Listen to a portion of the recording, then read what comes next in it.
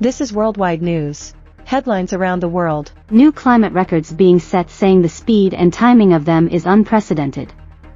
Some fear we're already witnessing worst-case scenarios. Georgina Reynard explains. Sweltering temperatures in Spain and dangerous wildfires in Greece.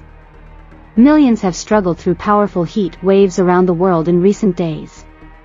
Now scientists are poring over a run of climate records that have not only been broken but smashed, and alarm bells are ringing. It's true to say that the climate models that we have worked do a very good job of predicting the climate system, but in the kind of larger scale. So, the fact that we're seeing the world warming because of the greenhouse gases is not unexpected.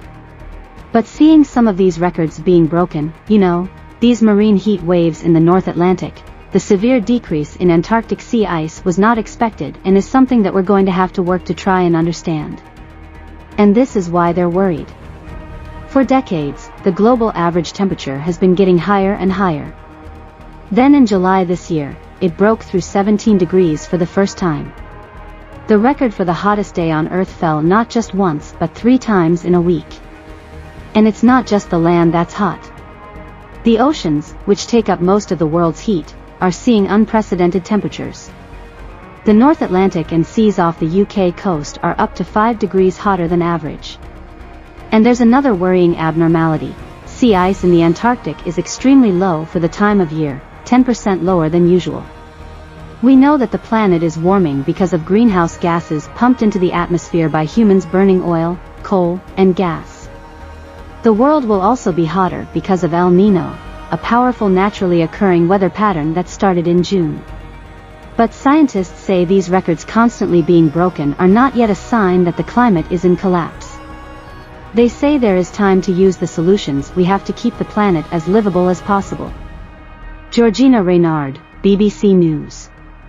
Well, in Greece, the heat wave there is set to be the longest in Greece's history. That's according to the country's Weather Institute. It's currently facing its hottest July weekend in 50 years.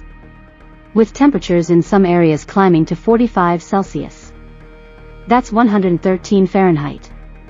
Let's go to Greece now and speak to our reporter Azaid Moshiri. She's in Lagonisai, which is southeast of Athens. Azaid Celia, it's extremely hot here in Greece. You can tell by the heat around me. If you were here, you'd feel it was scorching. And of course, it's making it even difficult to see you right now. That's how bright the sun is. But while that may be great for the beachgoers behind me, for Greece, a country that has been battling wildfires throughout the week, it's particularly difficult and concerning. Officials are still warning of a high risk of wildfires as they keep battling blazes right now. That wildfire is focused on the island of Rhodes, and they're warning that the next few days could see the mainland have further flare-ups as well. Now away from the wildfires themselves, for people in the city of Athens, for example, they could be experiencing temperatures in the mid to high 40s for 6 to 7 days more. And for people who work in the Acropolis, that is unbearable. That's why archaeological sites like the Acropolis are going to be shut between noon to 5:30 p.m. to protect the workers as well as tourists. As a day and so regionally, where are we looking? I know that Greece has really been struggling, but this has really been millions of people around the world have been struggling with the heat in the past few weeks. That's right. It's been affecting the Northern Hemisphere. The United States has really struggled. Temperatures have been extremely high in the south, in particular in Arizona and Phoenix. They've been dealing with temperatures of around 43 degrees Celsius for 3 weeks. And they're warning, meteorologists are warning that temperatures could reach 46 degrees Celsius in Phoenix, Arizona. That led to a particularly dangerous scene where tanks exploded in a propane business that was near the airport. A fire captain there said that those tanks essentially became missiles. Southern Europe as a whole has been affected by the temperatures as well. Okay, Asada. Thank you for speaking to us. Staying with the climate, the number of people known to have died in recent flooding in South Korea has risen to 47. Last weekend, 13 people died in an underpass after they became trapped in vehicles as flood waters poured into the tunnel. The heavy rain has also triggered landslides in some areas with thousands of people displaced and many homes destroyed. Preparations are underway for more monsoon rains expected this weekend. Earlier we spoke to Yunaku. She's a reporter with the BBC Korean service in Seoul, and she told us more about the preparations that are being made. Actually, the rescue team is still in search of missing people who possibly have been swept away by floods or landslides from last week's torrential rain. The emergency service confirmed 47 people dead and 3 people still missing. Around 2,000 evacuees are yet to return home.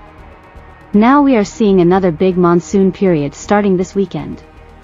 Local governments and relevant ministries have been inspecting sites that are prone to floods, such as riverside walkways, slopes, and underpasses.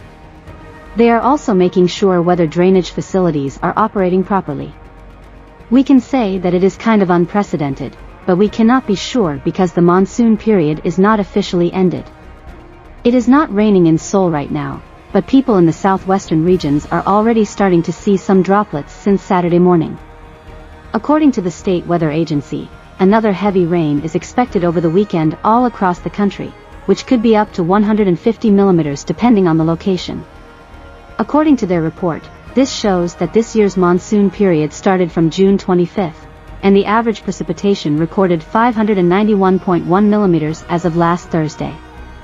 This is the highest number ever recorded within the same time period, which is more than twice the average. Subscribe and stay tuned on Worldwide News Channel.